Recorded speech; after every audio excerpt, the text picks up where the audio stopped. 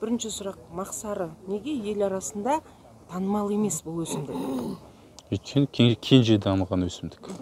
Енді бұл өсімдікті қолға алып, енді бұл өсімдікті өсіріп осындай зауыт тұрғызып, бұдан май шығарып жатқандықтан қазірдің өзінде шикізат жетіспейді. А егер мақсары тұқымын шаруалар көптеп қолға алып, көптеп жаңағы еге бастаса, шикізатпен қамтамасыз етіп отырса, мысалға біздің компанияны жаңағы оның көлемін, жаңағы шығару көлемділігін бәрін үлкейтеміз. Бәрін үлкейтуге болады. Яғни кез келген шаруадан қабылдауға дайынсыздар. Кез келген шаруадан қабылдауға дайынбыз. Жаңағы айтады ғой, қандай жағдайда өседі? Қай жерде жақсы өседі? Бұл мақсары тұқымын біз оңтүстік өңірде өсіріп жатырмыз қазір. Мысалға осы Шу ауданында көбінесе жаңағы күнді сүйетін өсімдік. Күнді, күн сәулесімен жақсы жаңағы жайпалып өсетін өсімдік. Неліктен мақсарын таңдадыңыздар? Мысалы біз күнделігі білетін шемішке, басқа да майлар бар. Неліктен осы мақсарын таңдадыңыздар? Мақсары майы, шемішке майы Қазақстанда мысалға алып қарасаңыздар, мақсары майын өндіріп жатқан, болмаса мақсары майын нарыққа, біздің Қазақстан нарығына ұсынып жатқан сіз ешқандай жаңағы базарларда немесе көрмейсіз.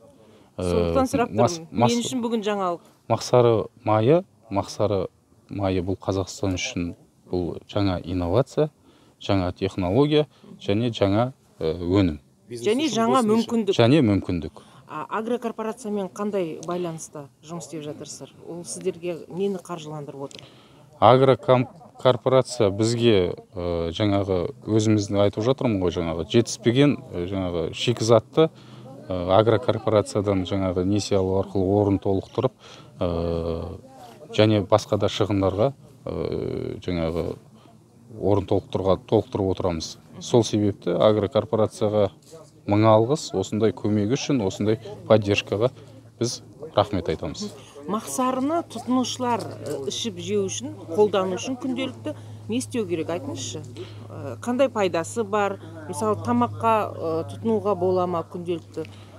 Мақсары біз жаңа айтамыз ғой, зәйтүн майы деп. Зәйтүн майын аналог ретінде біздің майды, мақсары майын қолдануға болады. Дәмі қандай? Одан дәмі кәдімгі тазартылмаған салқын сығымды май болғандықтан біздің мақсары майын күнделікті жаңағы тамаққа, кез келген тамаққа қолдана берулеріңізге болады.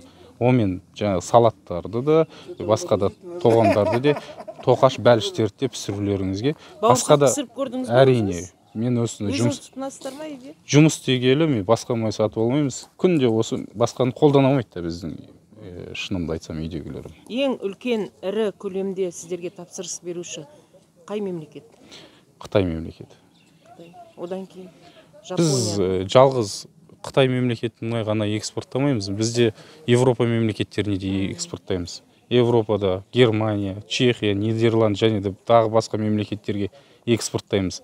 Біздің май елімізде, біздің еліміз бойынша отандық өнім, яғни отандық азық-түлік өндіретін жалғыз компания, Жапония мемлекетіне экспорттаған жалғыз компания деп айтсам болады. Өйткені бізде өндірілген өнім қазіргі таңда Жапония мемлекетіне экспортталуда. Яғни біздің өзіміздің елде шығып жатқан майды тұтынбаймыз.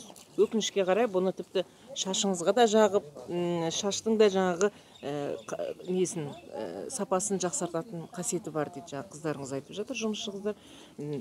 Қант диабетіне де жақсы дейді. Өкінішке қарай, Жапония, Қытай, Европа елдер тұтынады. Әлі күнге біздің асханамызда мақсары май жоқ. Мақсары май деген ешкім білмей түсінбейді, ол не май екен. Сондықтан менің мақсатым бүгін осы мақсары майын насихаттау, айту.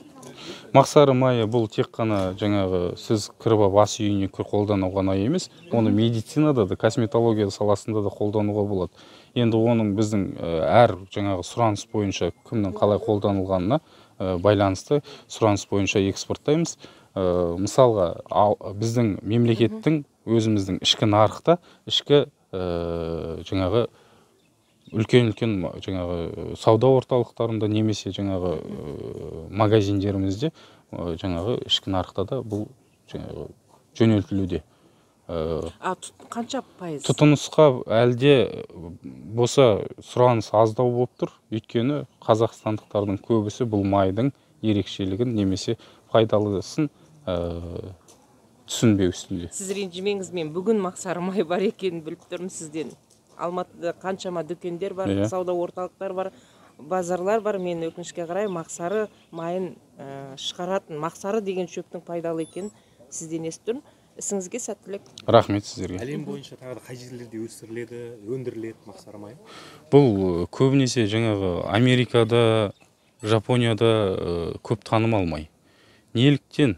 Өйткені айтып отырмын ғой, жаңағы косметология саласында, медицина саласында қолданатындықтан осы мемлекеттерде көбіне жаңағы пайдаланады, көп тұтынады, көп дамыған ол мемлекеттерде. Бізде енді кеш дамып келатқан жаңағы өндіріс түрі ғой. ТМД-ның аумағында? ТМД-ның аумағында тек біздің мемлекет қана деп, біздің мемлекетпен біз ғана айналысамыз. Бізден де басқа мемлекеттер айналысатын шығар енді оны о жағында. Нақты менің толық хабарым. Неге Япония именно осы салфлорияны алады?